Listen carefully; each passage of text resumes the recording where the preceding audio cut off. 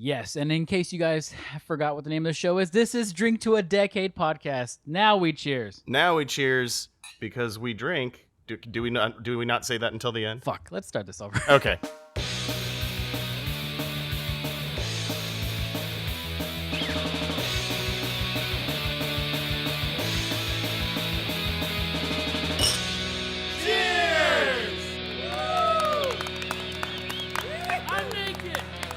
Hello and welcome to our podcast where today we celebrate the 60th anniversary of one of the campiest, goofiest, and coolest movies of all time, Batman. I am your amazing, spectacular host with the most, Detective Artemis. And I'm Ben Cleaver, old buddy Ben, known from TV screen to silver screen and the podcast screen on your iPod Nano. Oh, iPod Nano. Now there's a name drop I haven't heard in a while. Right? Well, this is Drink to a Decade. Cheers. Cheers to you and cheers to Batman's 60 years. Finally, we get like an episode on here that's not 10th, 20th, or 30th, or even 40th. We're going higher. 60 years. That's pretty cool. My goal is to have an episode where we celebrate a 100th year anniversary. And I missed a good one 4 years ago when Nosferatu came out. That would have been Ooh, yeah. so good. And then I missed one last year for Phantom of the Opera, which would have been pretty cool. But I think realistically, the next one we can get is fucking Dracula. That Dracula. was Well, yeah. 2029. Yeah, we're coming into the 20s, 30s when a lot of that early stuff really started hitting Right. big. So once I get those 100th episodes, I'm going to feel comfortable enough to officially retire this show. Because, I mean, we're just, what else is there once we go to Once 2031, once we hit 100 years. Although, how long have you been doing this show? Since 2020. Okay. You need to do at least 10 seasons so you can hit every number in the decade, right? Yeah, that's true. That's true. Maybe I can go back and miss some that I missed in the beginning of 2020. Like I know Psycho had an anniversary that There you year. go. Okay, all right. Perhaps you convince me for one more season. Yeah, well then, because that's what I'm saying. Because you got to hit the sevens, the eights, the nines. Because we started off with the O's, right? Yes. And then was all born out of the world being shut down and needing to do something to bring us joy, I suppose. Sure, that too. And also in between, we didn't do this for like fucking 2 years, which in retrospect, we missed a lot of good movies in that time, but maybe this might be our second chance to do it. Anywho, it's Bat time. Let's go to the Bat Cave. Batman the movie, of the official title, Batman the movie. Correct. This was actually released in between season 1 and season 2 of the original Adam West show. Adam West. Now, I said we were going to drop this segment, but I still kind of like doing it because even though my childhood memories are often the same, where I saw it on TV, well, it's true. I'm going to go ahead and skip me and let's move on to Ben. What are your early memories of this movie? Well, when I was a little kid, I don't remember if it was TBS or TNT or whatever this was on, but it was like in the evenings or on Saturday mornings, you'd get like Gilligan's Island and Love that show. Batman 66 and all these shows. And of course, when I was a little kid in the early 90s, we were big Batman fans. My older brothers were huge, and still are huge fans of the 89 Tim Burton, Michael Keaton, Jack Nicholson, Kim Basinger. I still don't know how you say her name. Robert Wuhl. Oh, they say he drinks blood. Anyway, so we loved Batman. And so for me, it was this weird kind of dichotomy of going back and watching the campy TV show as a kid and comparing that with the dark Tim Burton movie that I also loved. But it was still entertaining. It was like the Saturday morning cartoon version. And then, of course, I moved on to like Batman, the animated series and that sort of thing. But 66 Batman was so like, it's very early on memories because I didn't keep watching it into like my teen years. And I don't know if it was really being broadcast that much towards the mid to late 90s as much, but it was definitely on with those other like classic 60s sitcom type Yeah, like on shows. was it TV Land or like a Nick at Night thing Yeah. kind of thing. Yeah. So yeah, TV Land was the dedicated channel. Yes. Yeah. And so I definitely grew up watching that. But Batman 66 was like you can't forget the theme song, the TV show theme song. Only possibly second, third, or fourth, or fifth best to Danny Elfman. It's at least in the top 10. It's memorable though. Yeah. And before the start of the recording, you and I were talking about the theme music from this movie. The It's very catchy, and I actually enjoyed it. it's very catchy. It's very 60s, and it's like, what is this? But among Batman themes, like, what we don't get those, and we talked about this on one of the old one of the old Geek Seat episodes about when we were doing the movie composers. Yeah. You don't get memorable theme music these days like you did back in the 70s, 80s, 90s. You don't have a John Williams or a Danny Elfman who's making this memorable theme, the Superman theme, the Batman theme, because you look at like the Dark Knight trilogy. What's the theme music from that? Bum, bum, bum, bum, bum, bum, bum, bum, Don't bum, get me you know started. and it's great. It's awesome music, but it's not memorable. You don't get it stuck in your head Are you necessarily. saying that the Hans Zimmer score is not memorable? It, it doesn't hook.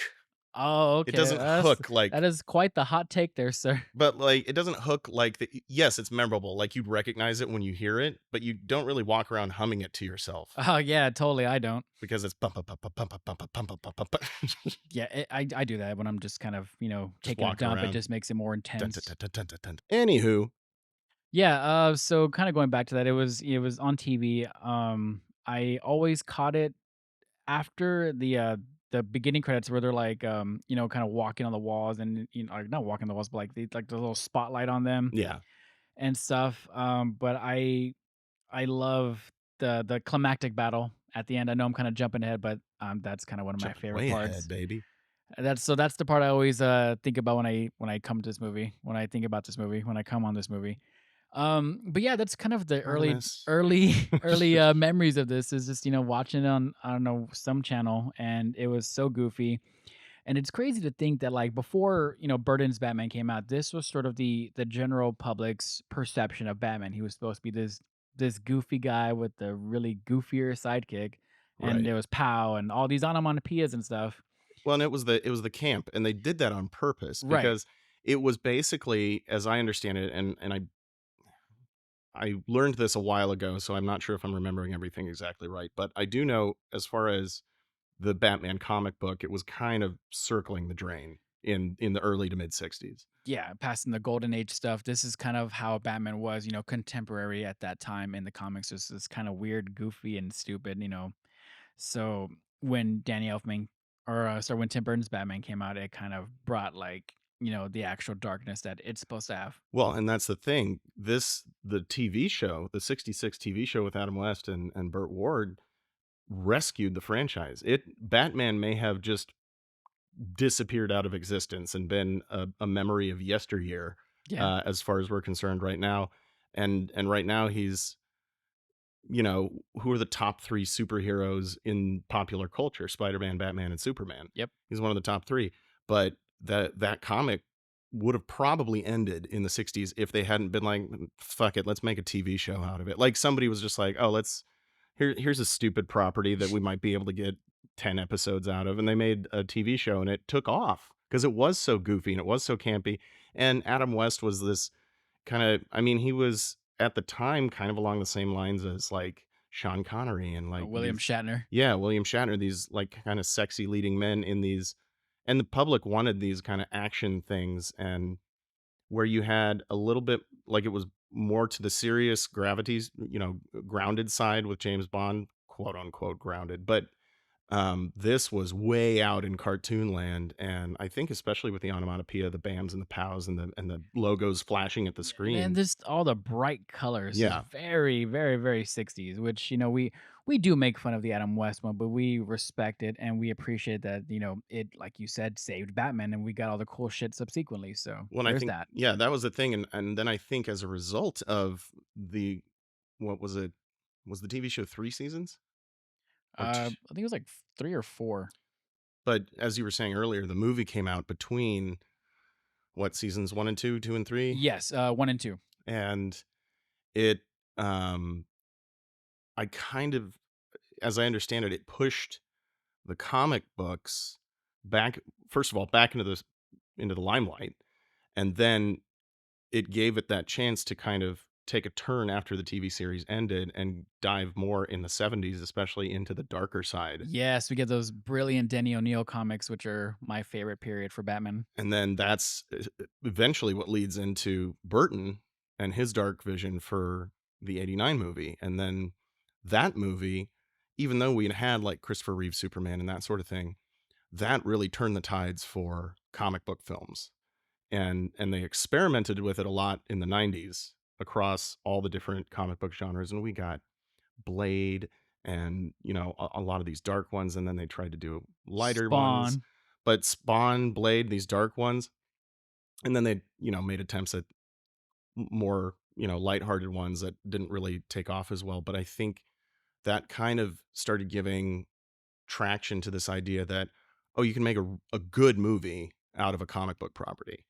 And so, suffice to say, basically, I went through all of that to say that the campy ass, silly, goofy 1966 Batman changed the course of superhero media by saving Batman. And it was this domino effect of all these things that took place after that. Now we're waiting on a 6-year delayed The Batman Part 2 movie.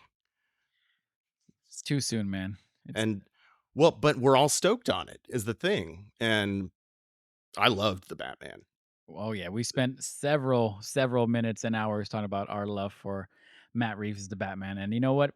It's we loved it so much that we don't mind waiting again and Yeah. again and again because we'll be there. We'll be there to watch it.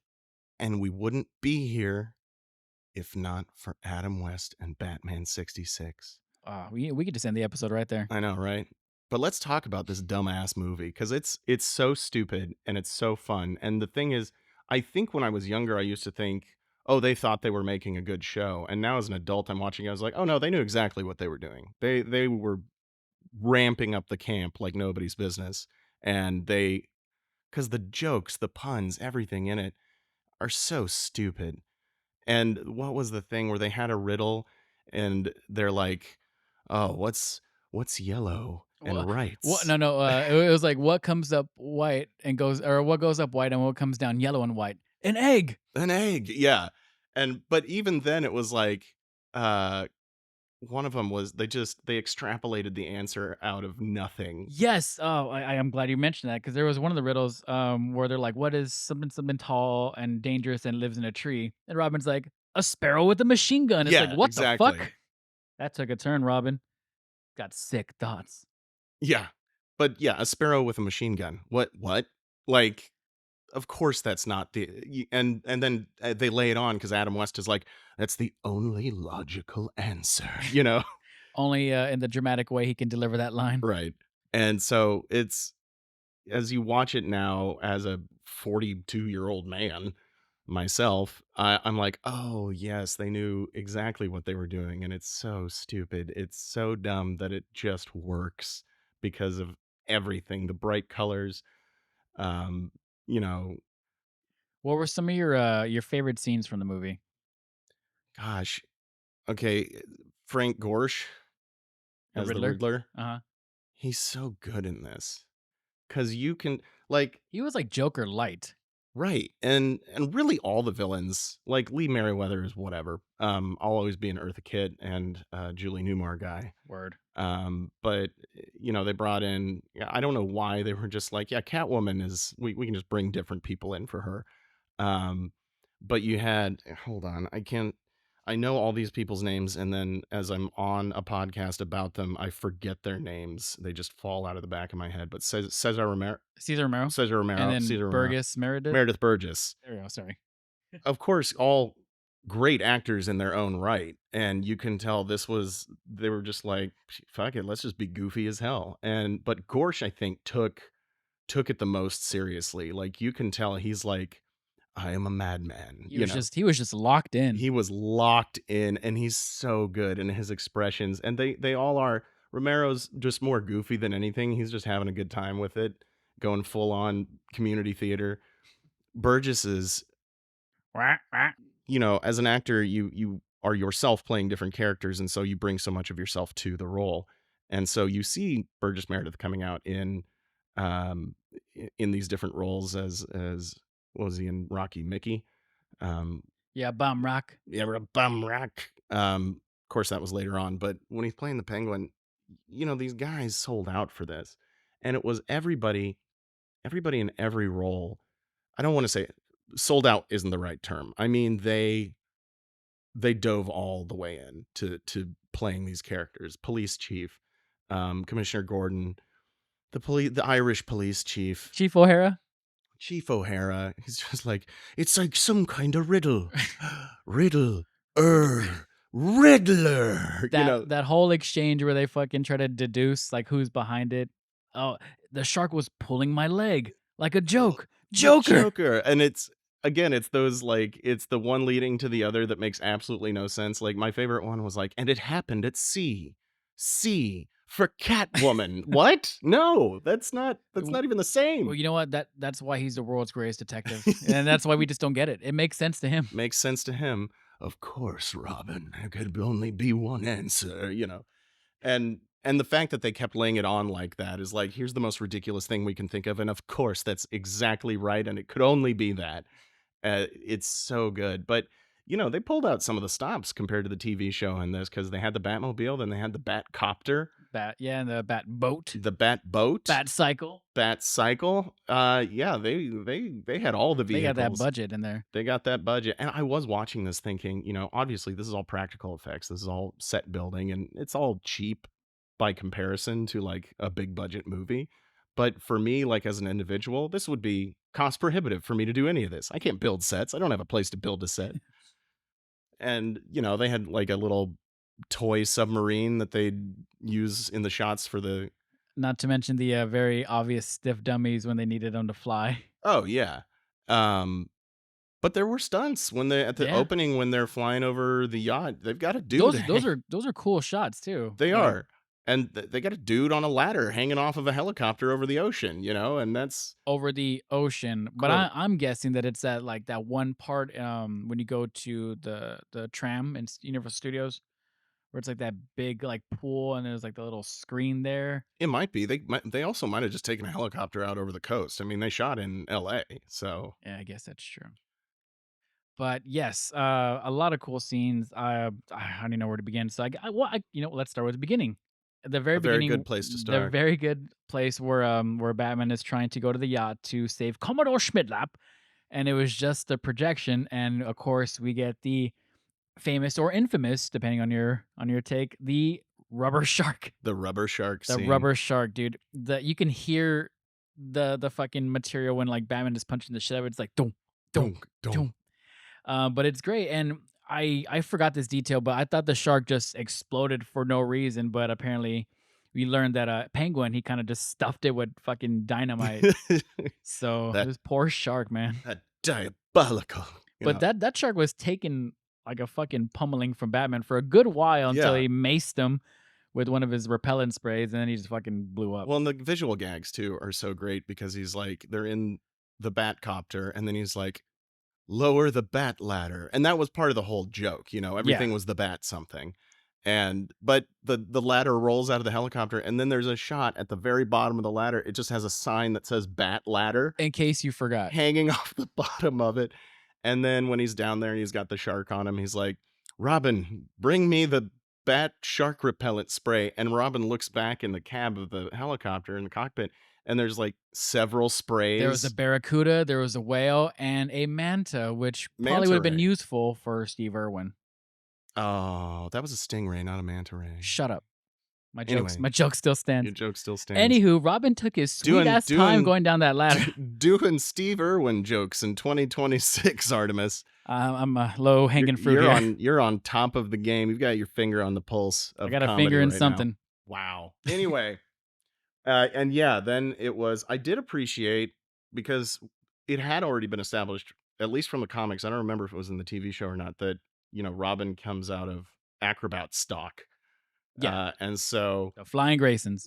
when he climbs down the ladder and then he hooks his legs and like bends over back, it's very much like a trapeze type of Yeah, move. dude, I I just watched it last night and that didn't even like occur to me. That's a pretty cool detail, actually. I was thinking of that because I was like, oh yeah, that's like a trapeze type of thing. And Now, do you then think they intentionally did that? I don't know. That's the thing. If they did it intentionally, it's brilliant. If they didn't do it intentionally, it's just a happy coincidence, I guess. Accidental brilliance. Yeah. Um, and you know, like he takes the lid off of the bat spray and it's just a standard like spray like hairspray bottle. It's Aquanet yeah, exactly. And so it's so stupid. And then, you know, the shark falls just 60 feet explodes. into the ocean and explodes. And then speaking of exploding marine life, Here we go. in the other scene Uh-huh. that you don't even see, which is great, when they're launching torpedoes at Batman and Robin, they're on The buoy, the projection buoy the that had Baba buoy. projected the Baba buoy that had projected the yacht at the beginning of the film. And they of course they magnetize Batman and Robin to the buoy, and they're magnetized by their utility belts, which of course they can't take off and swim away. They have to leave their utility belts They on. need it, man. And so they're launching torpedoes at him, and Batman reverses the polarity. Yes. Classic sci-fi.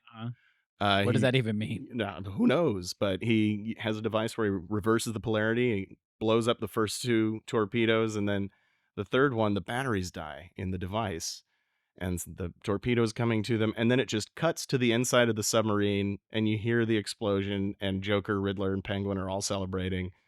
And then it just cuts to Batman and Robin in the Batboat, got off of the magnets apparently somehow, Somehow. and then they're just like, "Oh, the amazing, almost human-like porpoise. That animal sacrificed its life for us, Robin." I wonder what kind of animal it was. Like a fucking sea turtle. You know, it's That was like a porpoise. It's like a dolphin. that's a word? That's an animal? Porpoise, yeah. Oh, I thought they were trying to say purpose. No, porpoise. Oh, It's a yeah. species. What is It's a that? marine mammal. Like a manatee or something? It's part of the whale family, like dolphins. They're closer in size to dolphins, but there's different kinds of porpoises. Oh yeah, you're right. Like a dolphin. Yeah. Huh. Okay. I'm not sure if all dolphins are porpoises, but not all porpoises are dolphins. That might be a thing. Okay. Well, it served its purpose. It served its porpoise, Waka waka. but the fact that they're just like they just cut away and then they were like, "How are we going to do this?"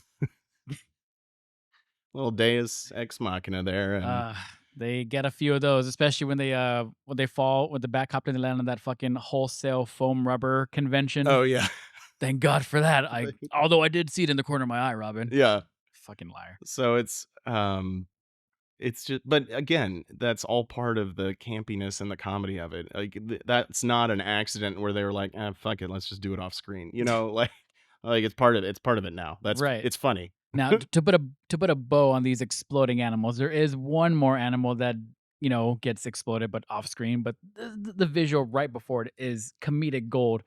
It's where they go into the hideout, and they're trying to get Bruce Wayne to go on this trap to launch him through the window into the fucking exploding octopus. Right.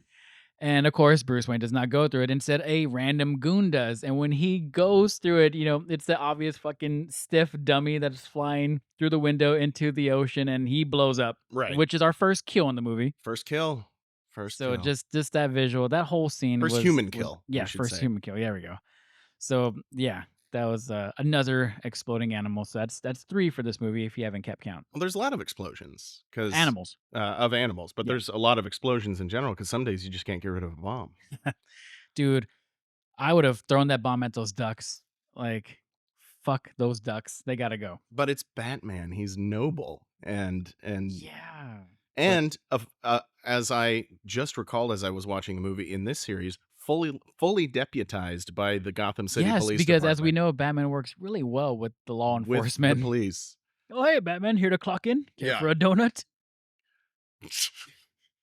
Care for a donut? How about a cup of coffee? Caffey. So there's that scene. The part where they right before where they take him there, where Bruce Wayne is on his little date with Miss Kitka, and they Secretly Catwoman, which apparently is her quote unquote real name. Yeah, don't call me by my real Don't name. call me by my real name in public. Dude, I didn't know Kitka was an acronym for her Russian name.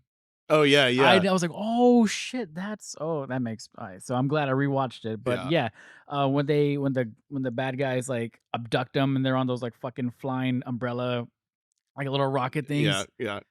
that just looks so funny. And again, it's like it's the whole point. It's like we basically they were like, we're making this movie to be stupid, And it worked. and it worked, and it because people wanted that stupid content. Like people were eating up the TV show, and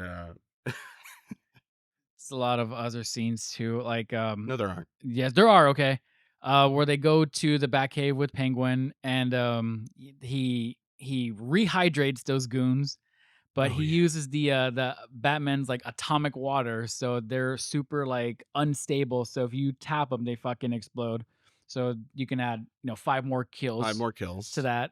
But yeah, the whole hydration rehydration thing was pretty funny because like they just turn into different color dust. So every Yeah. person has their own color. So if I get dehydrated to that sort of level, I wonder what color my dust would be. I don't know if you know this, but each person has their own unique color of dust that they turn into when they're dehydrated.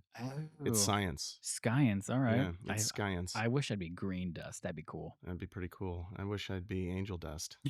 Wait, what? I mean, Anyway. I know a guy. Anywho, so that whole thing was really really goofy because I don't remember in the movie why Commodore Schmidlap even made that invention because that's why they kidnapped him is to steal the little hydration thing. Wasn't it They to said something about whiskey, but I don't know. I missed that part. But in the grand scheme of things, it does not matter. it But for doesn't me, yeah, I'm like, why does this fucking Admiral Commodore guy have this device?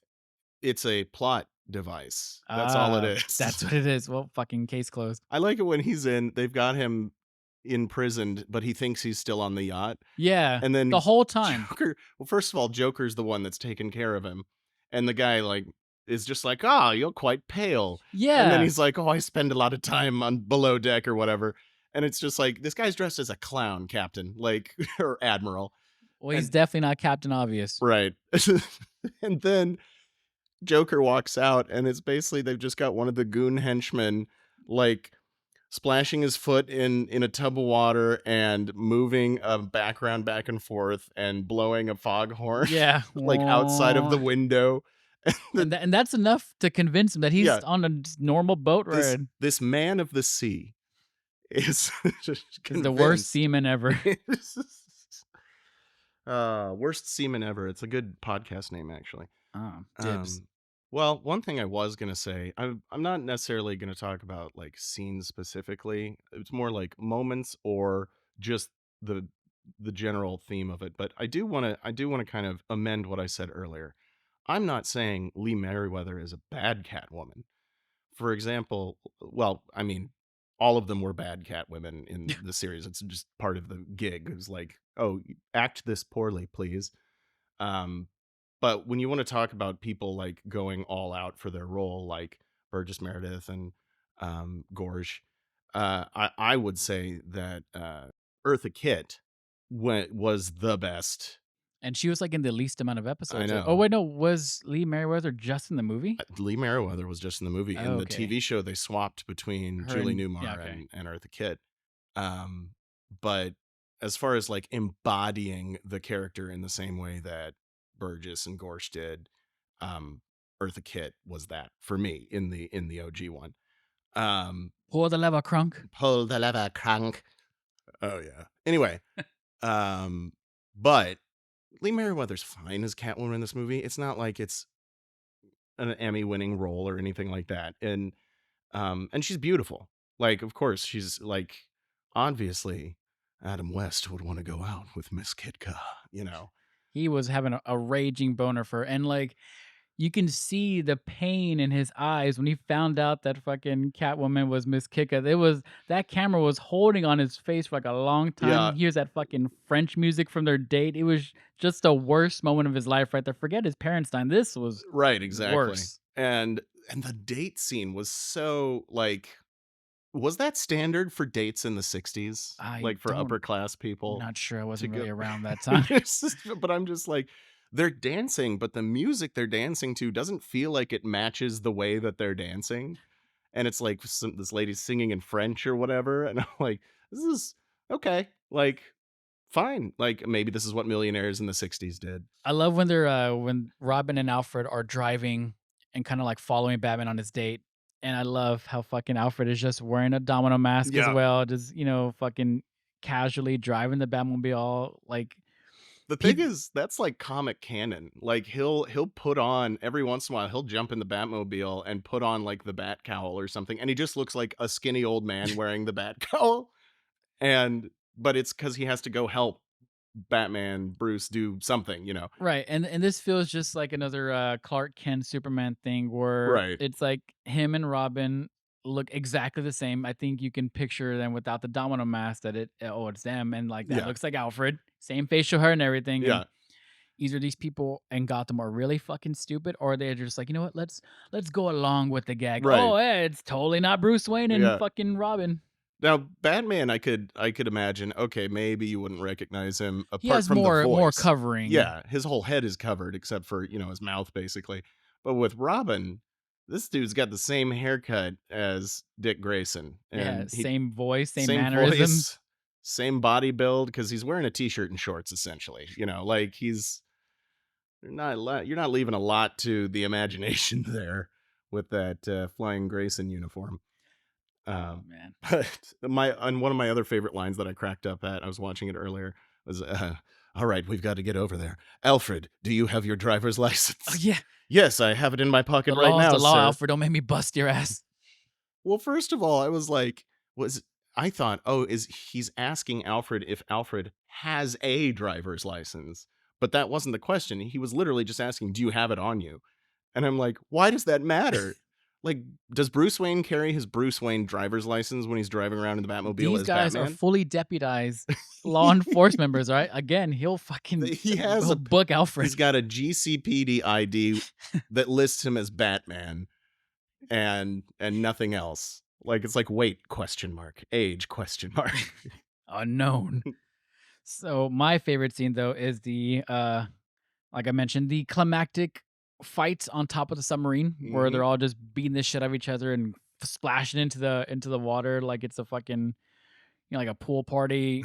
I love that scene so much, and that's where we see the onomatopoeias kind of flying around. Bam, pow. Yeah, and that's where like it really gets cranked up to the kind of fight scenes that we're used to seeing in the show. In the TV show, yeah. So that whole it was like 5 minutes, but as a kid, it felt like it was like fucking an hour long of them just fucking wailing on each other, and I thought that was really cool, and it's still my favorite scene. But there was a line in there that I never noticed. Um, so when when Catwoman throws a cat at Batman, Batman puts the cat in a little raft, and he says a line that's now gonna be my one-liner in like in everything I do now. But Batman's like, "Bon voyage, pussy." Yeah. That was fucking rad. And that's the thing, because it's not like it's not one of those things where it's like, oh, that word meant something different back Yeah, then. yeah. No, it totally still meant the same thing it means now, or it's totally meant the same thing it means now. And they would sneak it in. But it's like you look at the Sean Connery Pushy Galore. Octopussy. Well, Octopussy was Roger Moore. Roger Moore.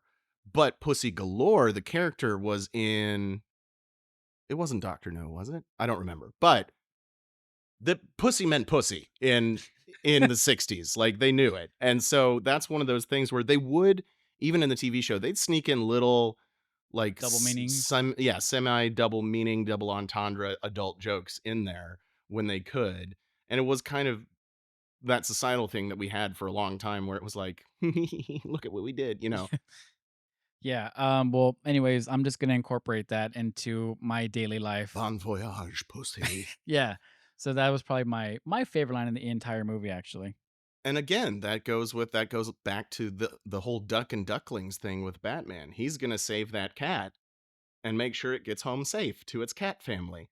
Even when Catwoman, the character that's supposed to be all about cats, just chucked him at Batman, like, here you go. And Batman's like, no, I will save this noble creature, you know. Dare you?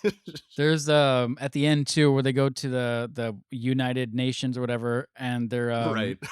then they get all after the Commodore kind of sneezes all over the dust and they're all kind of mixed together.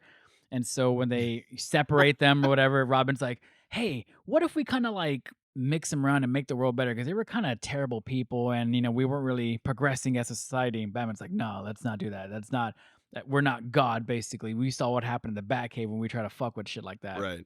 And like, "Oh, okay." And then when they That would have been good to hear Adam West say, "We saw what happened in the Batcave when we tried to fuck with shit like that." You know. I would love to hear him say that. But when they rehydrate them, this is a detail I never noticed, but they're speaking different languages than what the country they Oh, represent. And right. so I think Batman did what Robin said and kind of mix things around a little bit to maybe it'll work for the greater good or in the The long greater run. good. So what you're So saying is Batman and Robin practiced eugenics yeah. in this movie. So there was a dude from I think it was the Nigerian rap. He was speaking Spanish. Okay, yeah, yeah.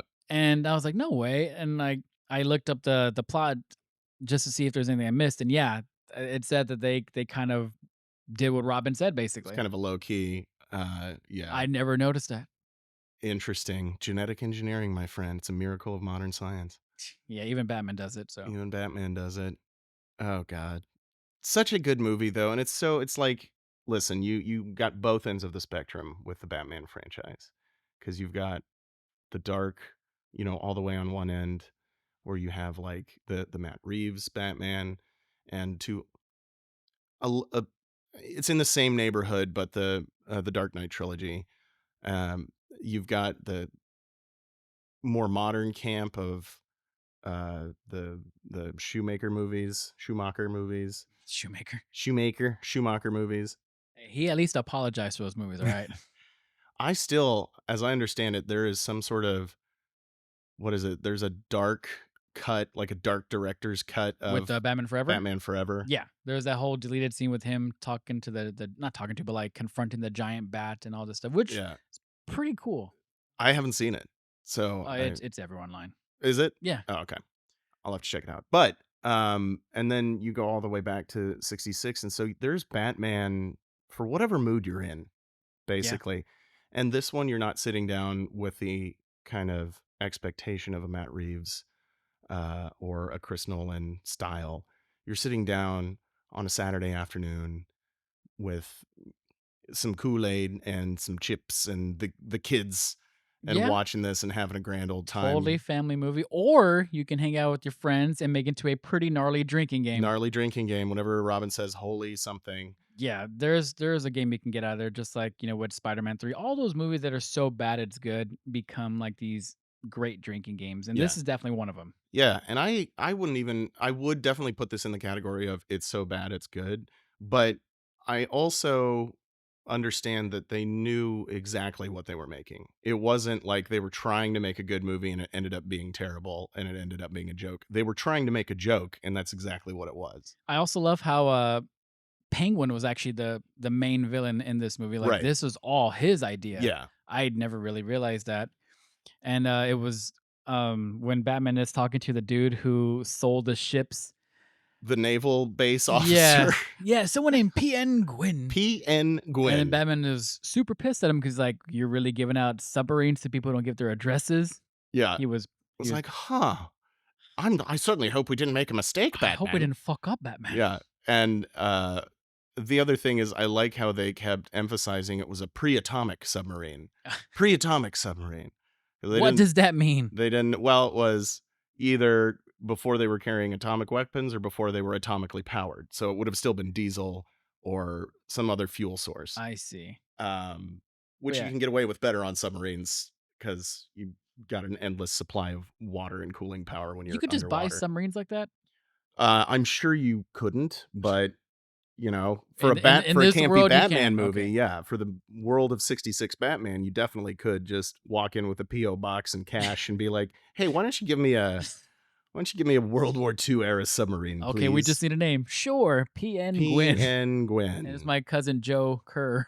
Yeah, and I think that was the thing because Penguin, Burgess Meredith character in this film, very much more of the mastermind. Like Joker was always just a Joker in the show and in the movie. He wasn't like this psychotic genius like he is in the comics or in a lot of the movies. He was just a goofy guy that wanted to tell jokes and rob banks. Like that's all Romero played. And again, I always have to mention this, the fact that Romero refused to shave his mustache and just had them paint the Joker makeup over his mustache always cracks me up. Yeah, it's impossible to miss. When I was a kid, I had no idea. I think because of the definition of our TVs at the Well, that time. would have been, yeah, a big one too, because we were watching on the old What is tubulars. CRTV? Right. Yeah. But then I remember reading about that and I was like, wait a second. Now, every time I watch one of the Adam West Batmans, whether it's the show or the movie, I look at that and I'm like, yeah, he's got a fucking mustache It's under right there. there. You can't Like it's unsee it. right Just like there. fucking Christian Bale's eye mole. You also can't unhear Christian Bale. You know how he talks like he used to have braces? Yeah. He's like, it's not who I am underneath, but what I do that defines me. He's always got his lips kind of stuck out just a little Yeah. bit. I love how every time we talk about Batman, we got to rip on Christian Bale.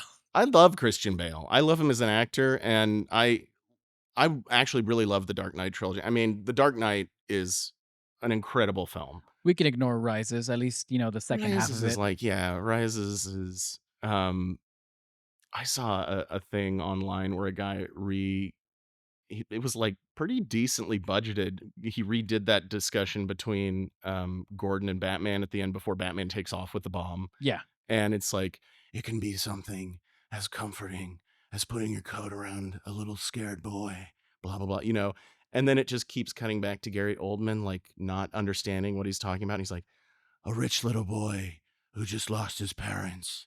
And there's back to Gary Oldman not understanding. A little boy when a police officer, after his very rich parents were assassinated in front of him. Get it now? And then you just see the countdown get to 0 and it blows up right there.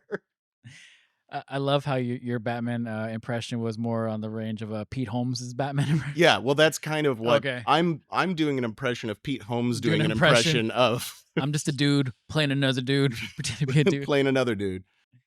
Well, I think we can move on to trivia. I know Ernie Ooh. usually gets these well organized, but I got lazy and I did some pretty basic stuff. So I will be giving you the questions. Very well. I love trivia. I'm completely unprepared. All right, this will be fun. Oh, also, every time you get one wrong, you got to take a sip, Oh, take a drink. All right. how terrible. We got 10 questions. Let's see how well you do. All right. Very well. What is the name of the collective group formed by the Joker and them? Is it the Crime Syndicate, United Underworld, Legion of Doom, or Sinister Four? I think it's the United Underworld, isn't it? Correct. Yes. All right. Today, Gotham, tomorrow, the world, I believe is what it said on their seal. They had an official seal, by the way. Was it an octopus on there? Yeah, it was an Okay, octopus. which specific label is printed on the canister Batman uses to fend off the shark? Is it Shark Away Bat Mist, Shark Repellent Bat Spray, Anti Shark Bat Spray, or Oceanic Predator Spray? Shark repellent bat spray. Okay. What does the penguin's dehydrator weapon do to its victims? Oh, this is not a multiple choice. Okay. It dehydrates Okay, them. okay, okay. I'll give you the Okay. multiple choice. A turns them into dust, makes them invisible, freezes them in space, or shrinks them to tiny size. I wish it was shrinks them to tiny size, but it's the correct answer is turns them to dust. Detective. Shrinks them to tiny size like it's fucking Rick Moranis. Who's Yep. coming back Yes, for the for Spaceballs Spaceballs. sequel? I hate Spaceballs, but I like Rick Moranis. You hate Spaceballs? It was never that funny to me, but I watched it as like an angsty teenager. Oh, yeah, that'll So do it. I'll watch it again. I understand its cultural significance. I've got an old buddy who didn't watch Ghostbusters until he was an adult, and he's like, I don't get it. And I'm like, oh, yeah, okay, Oh. I get it. I understand. I love Ghostbusters, One of the examples of a perfect movie. but I understand why if you had not seen it until you were an adult, like in the 20 teens, and had seen all this other cinema, how you would go back and see Ghostbusters from '84 for the first time and be like, eh. Like I can understand it. I don't agree with it, but I understand it. Yeah, I guess so. It's heartbreaking. All I right. These questions are stupid, man. I'm never gonna. know. I got lazy. I'm like, you know what? Let me just fucking ask Gemini to do these. Hey man, And it's the first show back after a hiatus. okay, So okay. So I'm gonna use these same questions, but I'm gonna use different multiple choice answers. okay. All right.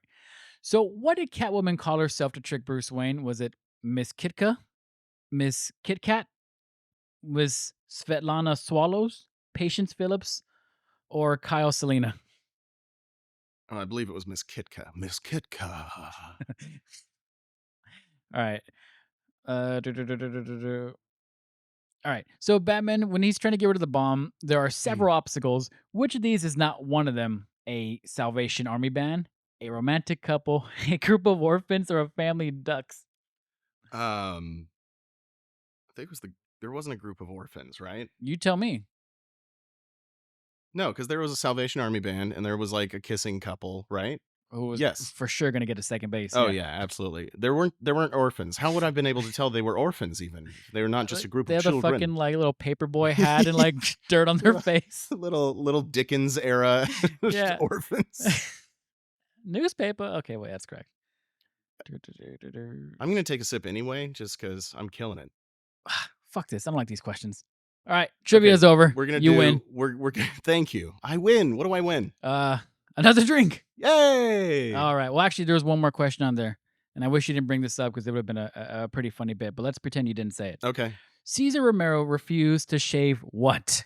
Was it A, his arms, B, his mustache, C, his chest, or D, his pubes?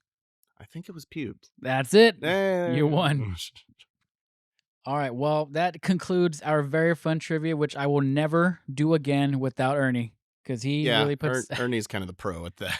Yeah, yeah. That's what I get for being lazy. But anywho, do you? Oh, I know. We always talk about sequels when we get to this part, but there's really no sequels unless you count the show. So I guess we could just bypass that. Do you have any favorite episodes from the show that you may remember? What's the?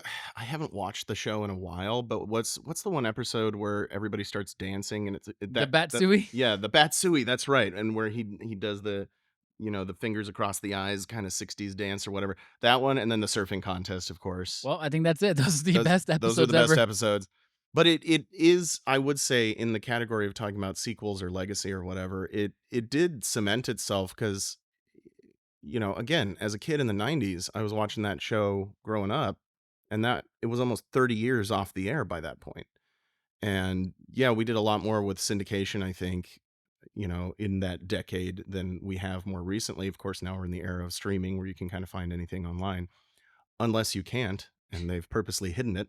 But that was a big thing for me, a big impact on me because it was this dichotomy between my whole exposure to Batman was Tim Burton and 66, and they were so like different arms of the spectrum that it really gave me a well-rounded and balanced view of Batman growing up. But I think it did create that legacy that even after the darker Tim Burton movies came out, people still remembered. I mean, Prince's soundtrack to 89 references the old theme song, Batman, when he does Bat Dance. Yeah. And, after the darker movies came out, people didn't forget about Batman 66. It was still iconic. Adam West was still iconic. Burt Ward was still iconic in the general zeitgeist. And sure, it was like the subculture of comic book conventions and that crowd, but people still knew it. People still remembered. And then it was the inspiration for the Joel Schumacher movies where he made them more campy and more silly. They were like, oh, why don't we get back to that And sell more toys. and sell more toys? But even so, I remember when Adam West passed away, they did a big thing downtown LA for him, and Yeah, City Hall. they shined the bat signal onto City Hall. I went down there with my wife at the time, and I was tearing up. It was amazing. And so yeah, I think it's had a huge, as silly and goofy and stupid as it is, it's had a huge impact on society and entertainment in that area of, there can be a goofy side to it. We have this great gritty dark side to it, but there can be this bright colored silly goofy side as well. And Batman is just a wonderful thing that brings out the best in all of us. Yeah. maybe, I don't know. And he covers about 80 years of history, so, not all of them to be fucking dark, gritty. No, Like we mentioned, yeah, this was, contemporary to the comics at the time that it was this fucking goofy. So, in a way, it can be like, "Oh, well, it kind of is comic accurate." sure, So that's why there's like this whole, like you said, a spectrum of ways you can kind of consume your Batman content. You can have the serious one, you can have the middle ground, or you can just have the fucking straight up campy one. It depends on your mood. right. How do you want your Batman today? And like, there you go. I like that. How would you like your Batman today? And I think that does give you the opportunity because you, like we said, you can sit down and watch this movie with the kids on a Saturday afternoon. You can get together with your buddies and do a drinking game. Holy Polaris, and then the missile comes out and it says Polaris on the side of the Yeah, missile. I didn't Like notice that. that cracked me up. And I did love in, was it Batman and Robin when which was it? I can't remember if it was Forever. No, I think it was Batman Forever when Chris O'Donnell says, "Holy rusted metal, Batman." I don't remember that line. Yeah, they get on the whatever the thing is. It's been a long time since I watched Batman Forever, Same. but they get on the big thing, and the Riddler and Two Face are inside, or Riddler's inside controlling. He's doing his mind control machine or whatever, and they land on it, and it's like a rusty metal, craggy thing, and Chris O'Donnell just goes, "Holy rusted metal, Batman." And he's like, "What?" And he's like, "It's rusty metal with holes in it. Holy rusted metal." Oh, stupid. And I was like, see, even then you're referencing back to good old Bert. Um, Yeah. And then just to sort of put a nail on this is that, like you said, we wouldn't have got the Batman movies or shows we have today if it wasn't for, Adam West's Batman movie and show. He crawled so the other ones can walk, yeah, basically. yeah. And he was again one of these kind of 60s heartthrob guys that was just like, okay, I'll do it for the paycheck and then I'll be known as Batman.